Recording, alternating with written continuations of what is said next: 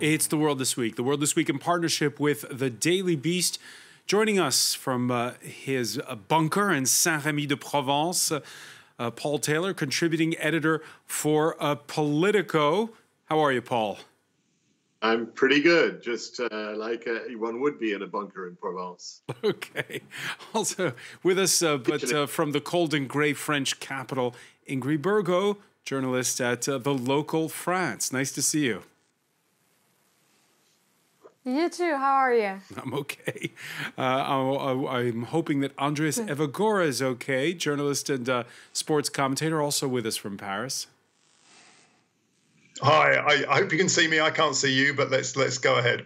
That's the joys of meeting up virtually. And from the German capital, France 24 Berlin correspondent Nick Spicer. Thanks for joining us here. Hi, Francois. Guten Abend. Guten Abend to you. The World This Week on Facebook and Twitter. # World This Week. Yeah, about COVID, help is on the way. Dateline Coventry, England. A 90-year-old pensioner on Tuesday applauded after becoming the first member of the general public to get her COVID vaccine jab. And what a feat. A first ever vaccine against a coronavirus that was rolled out in record time. Does that lift your mood as we head towards the holiday season, Paul Taylor? Yeah, I think it does. And I think that, you know, if there's any chance that 2021 is going to be a less horrible year than 2020, then it hinges on these vaccines and that people actually accept the vaccines and get vaccinated. I think that for the elderly, it's a no-brainer. But I hear an awful lot of skepticism about vaccination in France, and I just hope that we get a good campaign rolling, perhaps with the help of sports personalities, celebrities, and others who can actually persuade the public that this is this is in their interest. Because without this, our economies are going to remain periodically paralyzed and permanently lame. And we're not going to get back to a normal life for our grandchildren, for our children who are maybe in university or start trying to get their first job. There's so much riding on these vaccines, and perhaps not on a single one, but maybe on a combination of them. And I just hope that that will make 2021 a better year than we've had this year. Ingrid Burgo, I get the sense that we seem to oscillate wildly between reporting on those who don't want to get vaccinated and those who feel as though, well, other countries are getting theirs first. Your thoughts on the beginning of the rollout of vaccines to the public? Yeah, it's going to be very interesting. As Paul was saying, in France here, we're struggling with a lot of vaccination skepticism. So we don't even know if everyone is going to want to get the vaccine. So that's going to be very interesting. Some polls have shown that as many as 40% aren't sure that they will get vaccinated. So when the government starts to roll this out in January, it'll be interesting to see how it will be received. We're all kind of like hanging on to the final stretch of this pandemic, hoping that this is the beginning of the end. And it's going to be interesting to see what kind of reaction that comes here from France, which is one of the world's most vaccine skeptic countries. And that first vaccine to go to market, Nick Spicer, is a story unto itself. It's the partnership between a U.S. pharmaceutical giant, Pfizer, and this German startup, BioNTech, started by Turkish immigrants.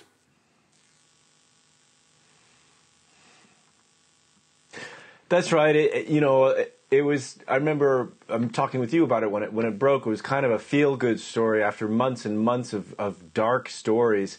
These two scientists of Turkish background who have this company, BioNTech. They're now billionaires, it needs to be underlined, who went to the lab on their own wedding day, serious scientists who decided to use a special method to find a vaccine that wasn't really used before. And they were the first to come up with a vaccine that was deemed to be usable.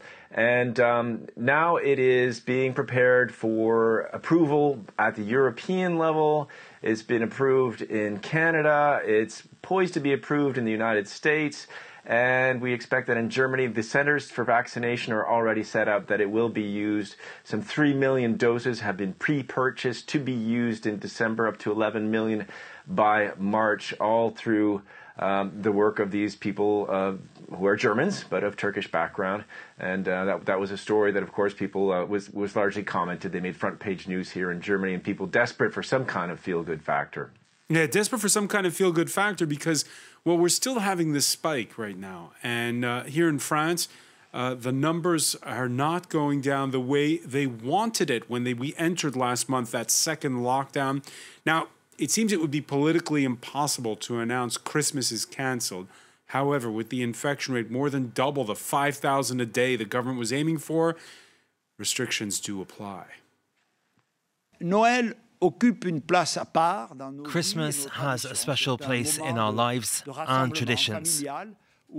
It's a time of family gatherings when all generations come together, a time when children make their first memories. We will therefore allow people to travel to celebrate together, but as we already said, with no more than 6 adults. So, by the way, Andreas Evagora, New Year's Eve, remember they originally promised us that you could go to restaurants at night. That's canceled. Christmas, 6 people at the table. Your thoughts? 6 grown-ups, I should say. Well, you know, I'm always one to be in bed early on New Year's Eve, Francois, you know that. Well, I can only agree with what's been said. So much is on this vaccine. People just have to behave themselves. And make one sacrifice for 2020. I think everyone will be celebrating the year ending. Going back to what you were saying, yeah, the vaccine in the UK, an excellent initiative. I've been speaking with a few people in England. My own mother is a couple of years younger than Margaret Keenan, but is sort of quite high on the list of getting a jab in the UK. And unfortunately, I have to say there is a lot of skepticism in the UK. I personally have to blame social media because we're in an age where an expert in science has about the same importance as your Auntie Dorothy's Facebook page. People believe all sorts of stuff about vaccines and about medicine, and in the UK we're kind of anti-expert at the moment. It's certainly a trend in the UK. But I'm glad that my home country is the first to get the jab, and let's hope the new year we can get some good news and get the numbers down. And as far as the French government's messaging goes towards, well, you're not going to be able to go out as much as you want over the holidays? Well, actually, the French message seems to be a little bit more vague than in the UK, because as I understand it, in France, they're asking people to use their common sense. They're asking people to be reasonable, whereas in England, the rules are fairly strict, which is actually, to me, it's a bit opposite of the way things have gone so far. We just have to trust people's intelligence, their common sense, and their civic duties. Paul Taylor, your thoughts on how the French government is well, honing its message as we go along, as we go deeper into the winter? I rarely feel sympathy for politicians. I must say that this is a case where you really have to say, they're on a no-winner here. What they have done in France is very strictly imposed a curfew that's going to be from 8 p.m. until 6 a.m. throughout this whole period, with a single exception of Christmas Eve. Interesting for France, that is so secular, that they're making an exception for Christmas, which is a religious festival in many ways, although also celebrated by people who aren't believers, whereas New Year's Eve, which is a secular celebration, they're saying absolutely not.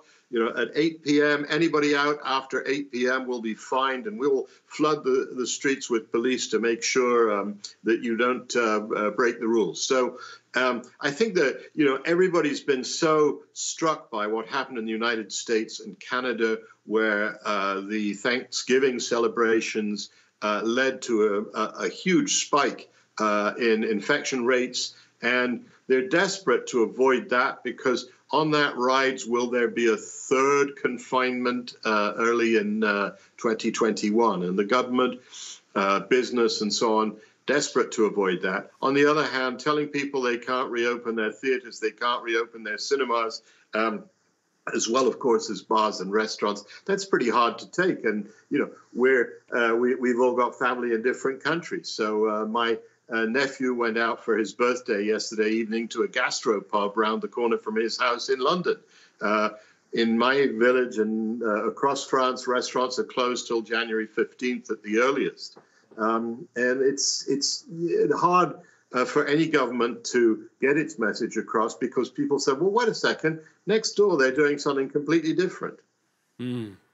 And it seems as though Germany is headed in the direction of France. On Wednesday, the COVID surge had the Chancellor issuing an uncharacteristically emotional plea from the floor of the Bundestag.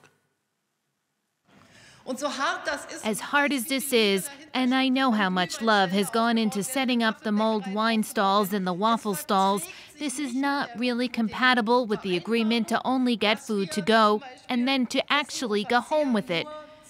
It hurts me. It really aches in my heart. But if the price of these niceties is that our fatalities are now at 590 people a day, then this is not acceptable, and so we have to tighten this. I want to say this. If we have too much contact over Christmas and afterwards it turns out that was the last Christmas with the grandparents, then we'll really have messed up, and we should not mess up. Nick Spicer, in her 15 years in power, is that the most emotional you've seen Angela Merkel in Parliament? That's what the German press is saying. I've been here 10 years. I've never seen her talk to Parliament or to the cameras in that way. She was pleading. She was apologetic. It was really unique. It was almost unsettling. She seemed powerless. And in fact, she is to a certain extent because she doesn't decide the national policy. It's the 16 regional leaders, the minister presidents who decide on how to fight the virus. There's a nationwide split. The South is pro-lockdown. The North, broadly speaking, is, hey, let's just see how things go. She's bringing them all together on Sunday. The cases we have today, now just going back about 2 months ago, we had 2,000 a day. Today, I'm sorry to look down, 29,875, 585 deaths. And Peter Altmaier, who's long been her sort of éminence grise, who's the economics minister, interviewed him a number of times. He said, we have to do more. The head of the RKI, the Robert Koch Institute, said the hour is dire. We really have to do something. So it looks like in the past 24 hours, we may be talking about, I have children here. The school teachers are saying this may be your last class. Maybe we're going to shut schools again. Maybe going to shut shops again. It's going to be something much more drastic, perhaps. I mean, it's going to be decided in a matter of the next 48 hours. Yeah, because let's do something after Christmas. It looks now like it's going to be, let's do something before Christmas. Yeah, I was going to say, because you heard Paul Taylor, how difficult it is for politicians. But do you actually see German authorities deciding to shut shops in the middle of Christmas shopping season?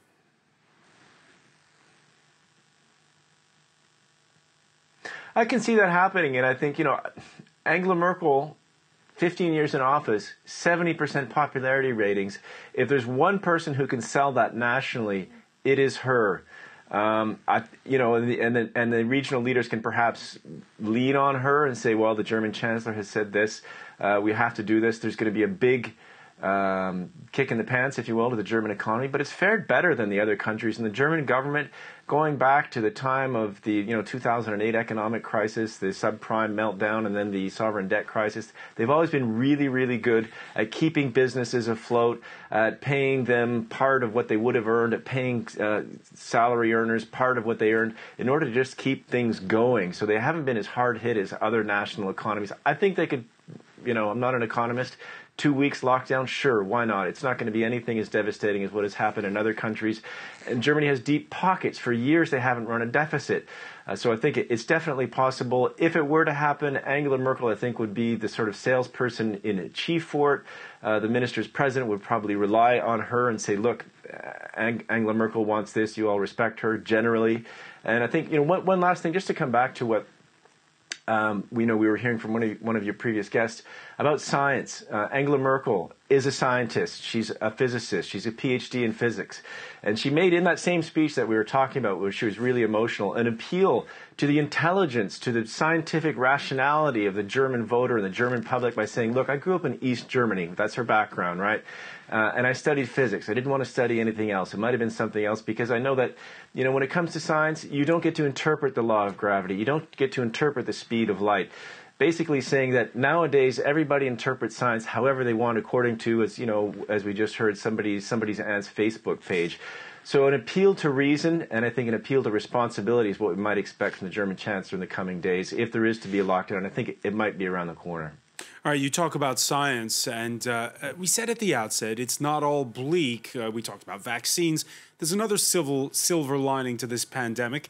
The planet's greenhouse gas emissions down 7% this year, the biggest drop since the end of the Second World War. It may not last long, but the sounds of birds chirping, the smell of clean air, has the United Nations urging the planet to make it a green recovery on this, the eve, Ingrid Burgo, of the 5th anniversary of the signing of the Paris Climate Accords. Will humanity go on a binge when it's all over? Yeah, hooray. I remember during the first lockdown how clean Paris was. It was incredible. You could go for a run without feeling like you're choking. That's not the case now, even though transport has gone down a lot. I think in France, it was 7% in the report, and then France, I think, was 15%, which is quite a lot. But it's still, Paris was the place of the Paris Accords, right?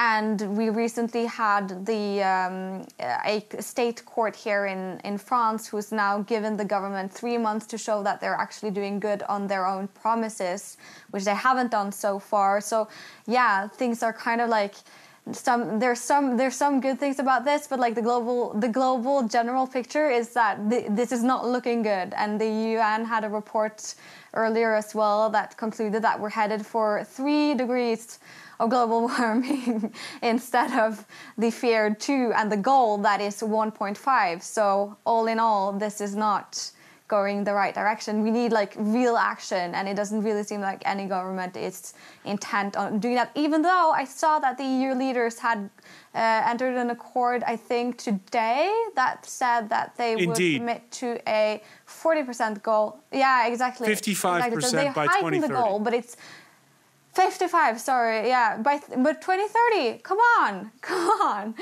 It's so far ahead. Too far for you. Yeah, so I'm going to pick up on that with the rest of the panel when we come back. Stay with us. You're watching The World This Week.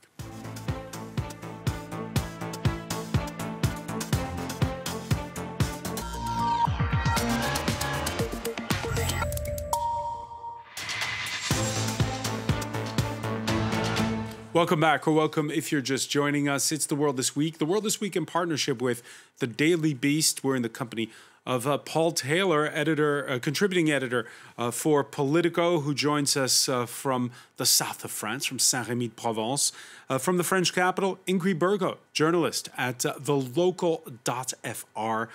Andreas Evagora is in the French capital as well, journalist and sports commentator. And from Berlin, France 24 correspondent Nick Spicer. We were mentioning what was a momentous EU summit that's concluded. There was that deal that was struck on reducing carbon emissions, going faster than was first planned. A compromise there with Poland. Poland in the mix with a rule of law standoff that was settled alongside Hungary. Whether or not to sanction Turkey over oil and gas drilling in disputed East Mediterranean waters. It's mostly been kicked down the road till the next big summit in March. And European leaders concluding 2 days of talks in Brussels with one piece that's really unsettled business here. Brexit, was not on the official agenda, but when Boris Johnson came over for dinner Wednesday night, it was clear the prospect of no trade deal was going to cast a shadow. By Friday, that shadow had grown even longer as the UK Prime Minister travelled to Blyth in the north of England. We're hopeful that progress can be made, but I've got to tell you that from where I stand now, here in Blyth, it's looking, very, very likely that we'll have to go for a solution that I think would be, wonderful for the UK. We'd be able to do exactly what we want from January the 1st. Obviously, it would be different from what we'd set out to achieve, but I've no doubt that this country can get ready and, as I say, come out on world trade terms. Andreas Evagor, did you hear that? A solution that I think would be wonderful for the UK. Well, interesting. We should start by saying, of course, when he was campaigning for Brexit, he said there was no question of leaving the single market customs union or leaving without a deal. But that's all been forgotten. What's interesting to me now in the language of Boris Johnson is this use of the word punishment. I hear it quite a lot. The EU is punishing Britain. So I expect now that will be, whether there's a deal or not, we should say, I mean, this is the hardest of hard Brexits. Even if there is a deal, it will be a very thin deal. I expect Boris Johnson to really play this punishment word, to play the victim with his old Etonian colleagues in the government. And unfortunately, obviously being in France, I see some serious disputes with France down the line, but we really are now at the end game. We've talked about this for years, haven't we? But I think by Sunday we will know whether there's a very thin deal or no deal at all. Paul Taylor, you're the veteran of many an EU summit. When you're here on a Wednesday that the real deadline is Sunday, is this all just grandstanding? I still cannot believe that Boris Johnson or any rational leader will drive this car hurtling off the cliff. The British economy and Europe's economy has suffered enormously from COVID, but that was something that came from completely out of thin air. But here they have a choice. They can really decide whether to inflict this injury on themselves or not. And I still believe irrationally probably that there will in fact be a deal in the end, because I just cannot see how the British national interest could be anything else. This would be the most damaging possible, the most disruptive possible form of Brexit, not something that most of the people who voted for Brexit ever wanted. Some of them wanted to stop immigration. Some of them just wanted to be out of the EU, but without ever thinking that it was going to mean, that the entire county of Kent would be turned into one great truck park, that there would be gaps on the shelves where fresh produce was missing, that their car industry would be shrunk because of tariffs, and their livestock exporters would not be able to sell their meat because of tariffs and so on. This is the most destructive possible way to go. Now, he may find this politically expedient, but I think that the problem from the European side is he's telling such tall tales. He is telling such obvious lies. The EU is not trying to lock Britain forever to its rules. It's simply saying you have the right to diverge from our rules. You're entirely free to do that. But if you do so in a way that distorts competition, then we have to retain the right to protect our industries against unfair competition and to charge tariffs or to restrict market access.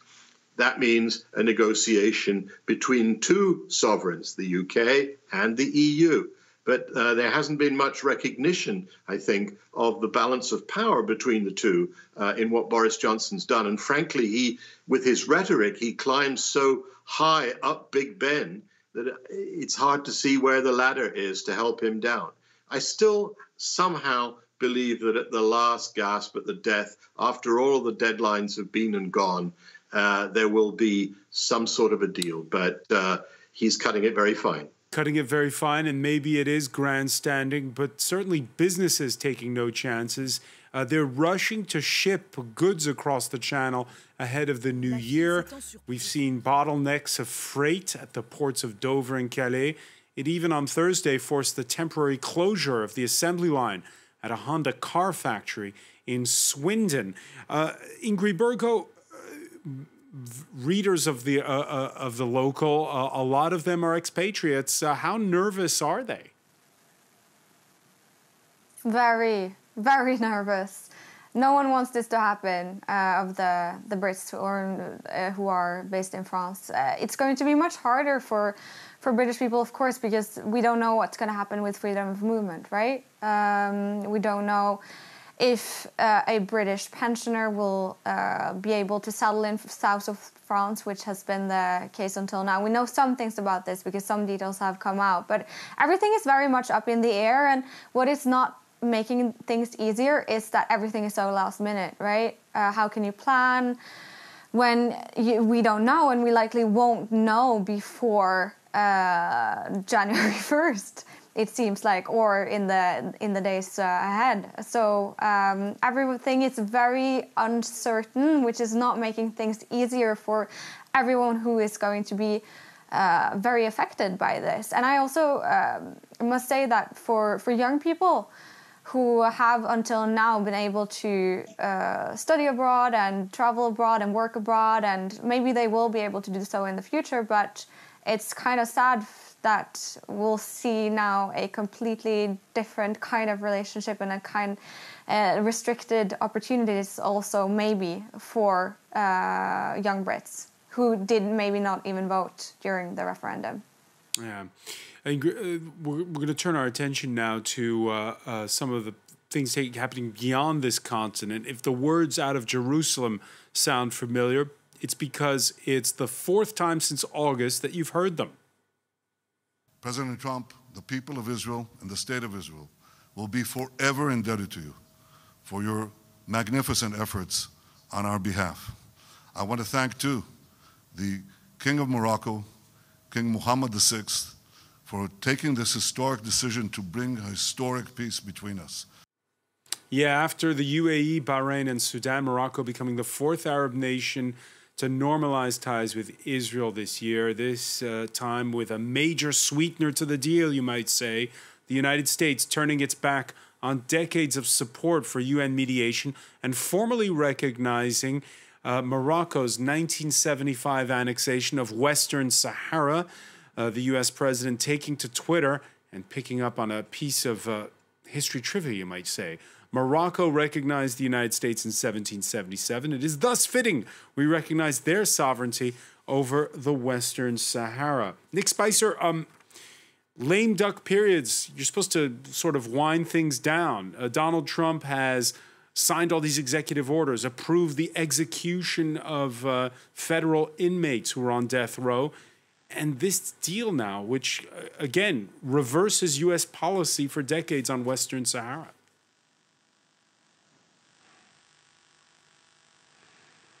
Yeah, well, I mean, I can tell you about the German perspective on that kind of almost mercantile diplomacy. They you know, it's shocking because Germans spend a lot of time building deals. For instance, the Iran nuclear deal. It's like a house of cards. It takes years, even decades, to build trust, to bring people to the table. And then the Trump administration, or maybe just Jared Kushner, says, look, we'll give you that. You give us this, as if he were in the souk and, you know, buying a carpet.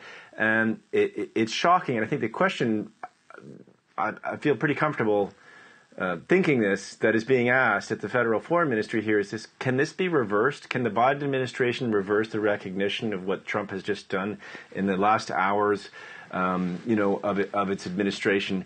Because it's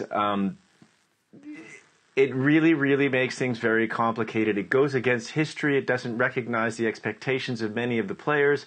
It seems to just sort of satisfy some immediate short-term needs of Trump and his entourage.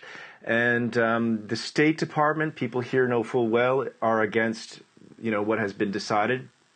So it's essentially confusing. When you read about it in the German press, people don't know what to make of it. Obviously, Germans are in favor of anything that is helpful to Israel. If Israel has peaceful neighbors, Germany, because of its past, is happy about that. But they also like multilateralism. They also like diplomacy. They also like a lot of parties around the table deciding on one thing and not just the White House saying, here, you take this, we'll give you that, as if you were in a Trump casino. I don't know how to say it otherwise. Paul Taylor, let me ask you about this, because that question of can this be reversed, when you have a President-elect Joe Biden who so far has said that he'll be going along with the Abraham Accords, as that normalization of ties with Arab states is known, can Joe Biden reverse this? I think that Joe Biden can reverse a certain number of things, and there's nothing terribly formal about what's being done. As I see it, it's just a verbal words, as they say in the south of France. The Americans saying, "Well, now it's an incredible deal. If you make nice with my best friend, I'll recognize that you own somebody else's yard." Well, wait a minute. And so I think that Biden could reverse that. I also think that the State Department under a Biden administration could revert to the previous legal position that the Israeli settlements in the occupied West Bank are a violation of international law. Look, the problem is, Trump has undoubtedly been a great friend to Israel, and particularly a great friend to Benjamin Netanyahu. But what he's done is to broker agreements, basically to build a coalition against Iran of the conservative Arab monarchies and Israel. And that's something which has some uses, perhaps diplomatically, but it doesn't solve the central problem for Israel, which is how are they going to make peace with their immediate neighbors, the people with whom they're actually in conflict. They weren't in conflict with Morocco. They weren't in conflict with the United Arab Emirates. I think Sudan once sent a couple of soldiers to fight against them. But, fundamentally, the Israeli-Palestinian situation is the nub of this. And Israel will only really enjoy peace if it makes peace with the Palestinians. Otherwise, it will constantly be in conflict, and it will have the choice between either being a Jewish democratic state next to a Palestinian state, or else being a Jewish state that continues to occupy or control parts of territory but deprives those people of democratic rights within the state. So that's not a solution. All right. The U.S. pointing to Rabat's promise of autonomy for Western Sahara. Morocco, where, well, they're delighted. The decision by the United States, a great power, a permanent member of the UN Security Council, and an influential actor on the international scene, is a welcome recognition of the Moroccan Sahara and the sovereignty of Morocco over all its territory, including the southern provinces. And as you can imagine, Andreas Evagora, the opposite reactions, both from the Polisario Front, the Sahrawis who are indigenous to Western Sahara, and from neighboring Algeria.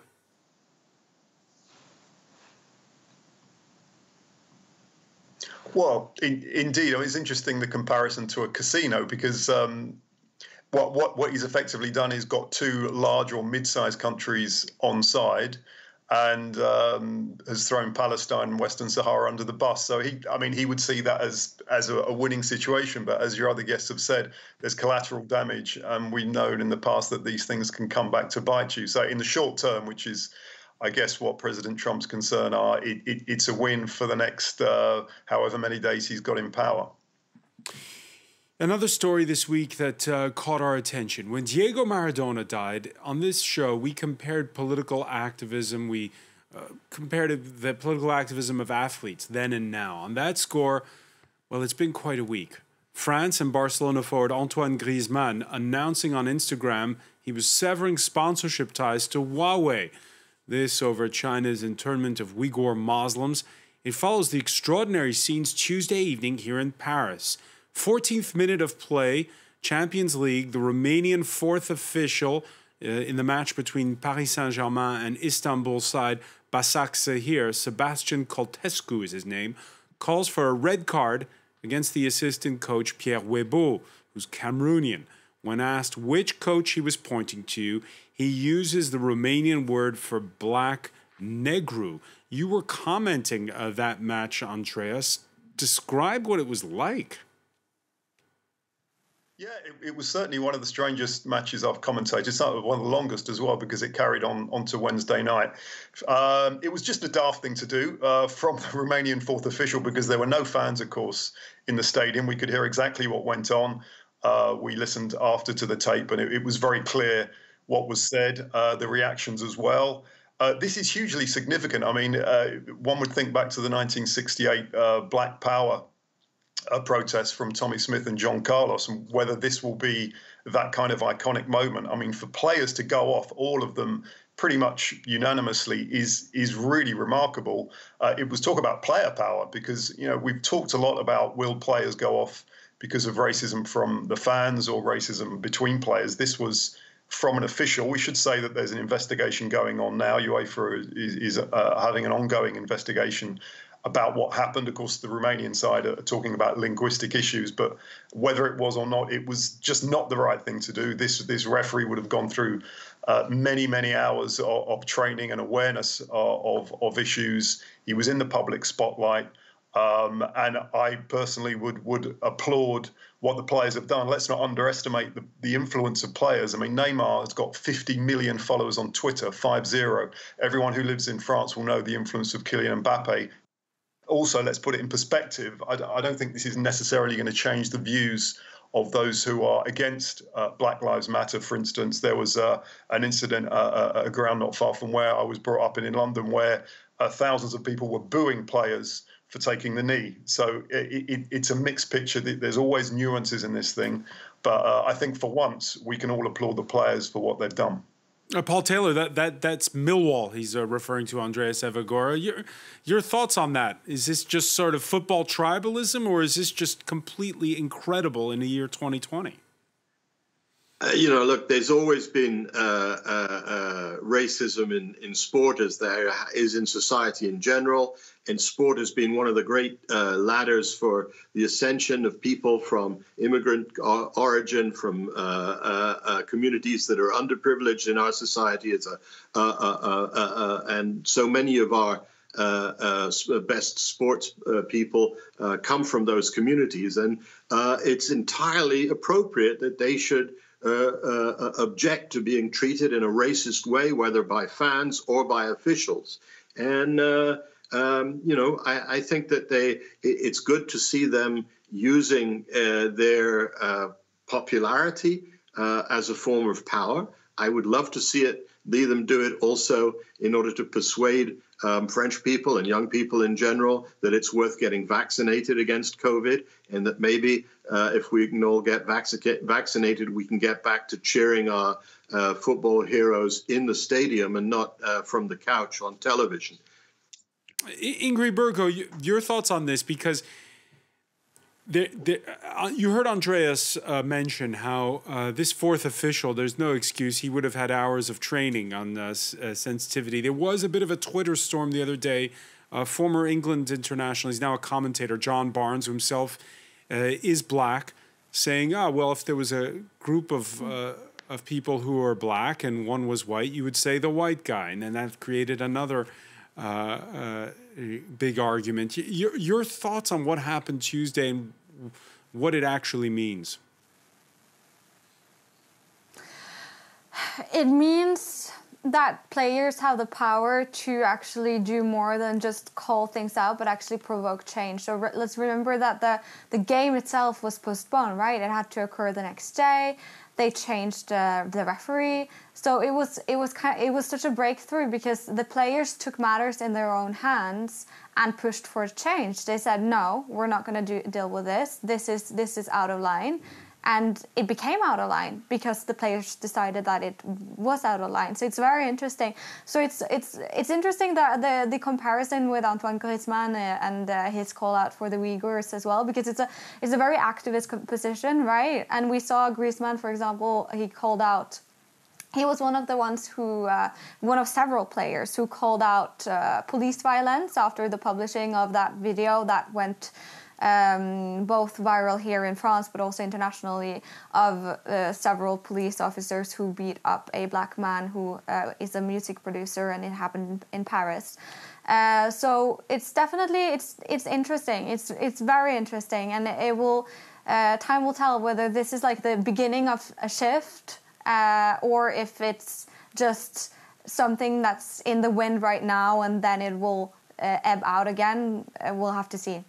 Yeah, because it's been Nick Spicer that that there's a knee that's taken before every football match in England now, with the Black Lives Matter logo that's used. You heard Ingrid saying this is something that's in l'air du temps, as the French would say, that because it's 2020, we're paying more attention to this stuff, or is it really that this breakthrough moment? Well, I have trouble ascertaining whether it's a breakthrough moment, but I think, just to confess, I think you and I are old enough to remember when France won the World Cup in 1998, just to share things with our viewers. And at the beginning of the competition, which was the World Cup was hosted in France, the Jean-Marie Le Pen, who was the leader of the National Front at the time, said, "Look at the camera panning across the faces of the players who are of Arab background, black. They don't even know the words of the Marseillaise. They're not bleu, blanc, rouge, red, white, and blue." And then France won. They beat Brazil 3-0, 2 headers from Zidane, and now all of a sudden it was, La France black, blanc, beurre, which is, black, Arab, and white. And it's just to show the power, for those of us who don't cover sports on a regular basis, that sports people can have, the transformative and positive message giving that inhabits them, particularly when they win, but when people are watching, when they do take a knee, as they've done for BLM or for whatever cause, it is important, whether it's the Black Power in the '68 Mexico Olympics, that, raised fist. We all have that image, I think, sort of tattooed on our brains. It's something not to be sniffed at. And so what happened, this past week may be a transformative moment, but, as we conventionally say, it's too early to say. We'll see what people learn from it, I think, is really the only lesson.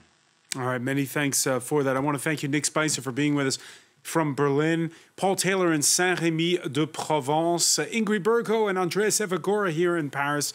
Thank you for joining us here in The World This Week.